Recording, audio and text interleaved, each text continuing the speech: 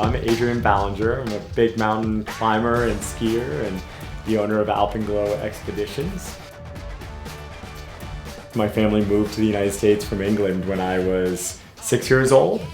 And by the time I was 12, my best friend Greg, his father was a pretty good local rock climber. And so he started taking his son along with me out rock climbing. So by the time I was 15, I was doing, sort of ridiculous things I shouldn't have been doing, like going into the White Mountains with my friend Greg and trying to ski these big winter peaks, getting stuck overnight and having to live in snow caves. And we would lead rock climbing, so placing traditional gear and leading, even though we didn't have money for a full rack, so we just had a few pieces and we were figuring things out. And then I went to college, and in college had a second mentor named Chris Warner, who gave me my first opportunity to climb internationally in Ecuador when I was only 17 years old.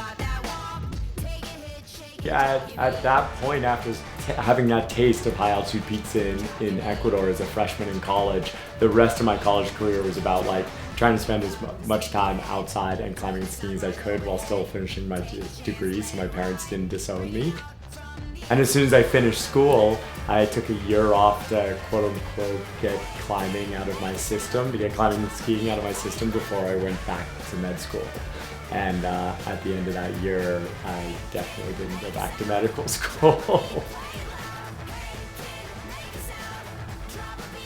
I had some sponsors at that point as I was leaving college, but sponsorship generally at that point meant free gear and maybe a little bit of travel money to get on a plane.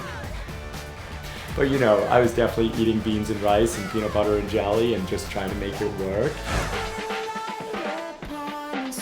I knew through school that I also loved teaching, from being a TA in biology classes or from teaching wakeboarding when I was a kid at a local marina.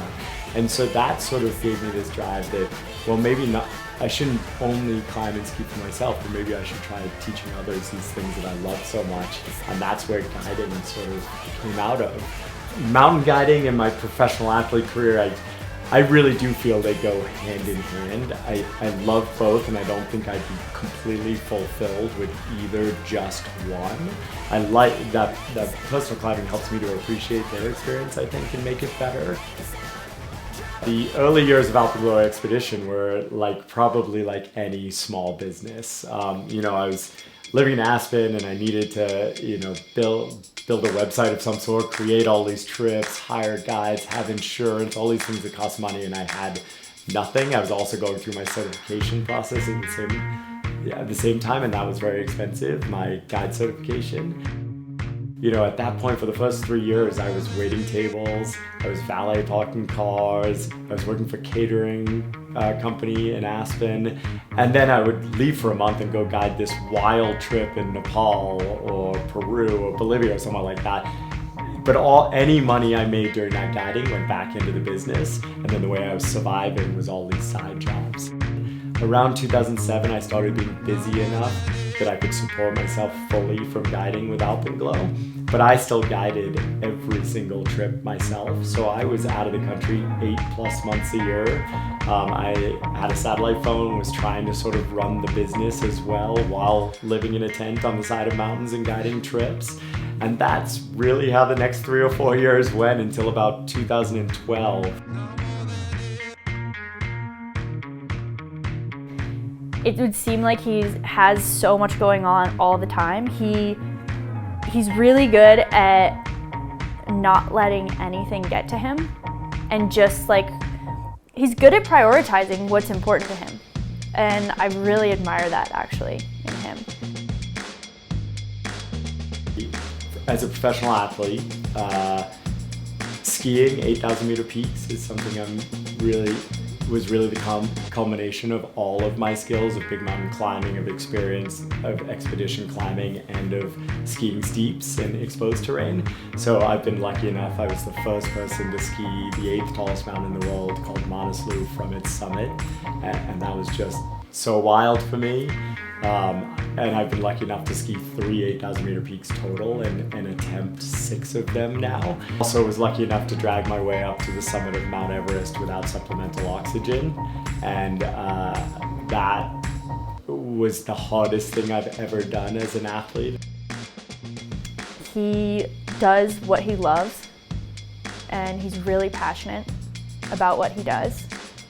And I don't think he has any regrets.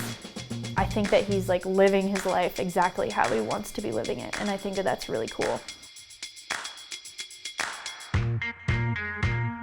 Yeah, so this year, 2019, I have two pretty clear personal goals as an athlete.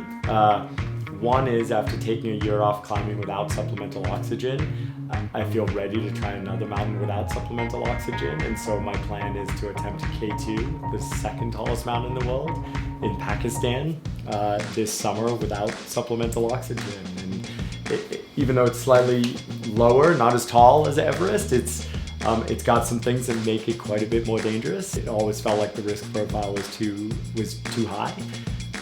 But this year, the right team seems to be in place, and my motivation is in place that I want to go and taste it and see it for myself, and see if I can get on top.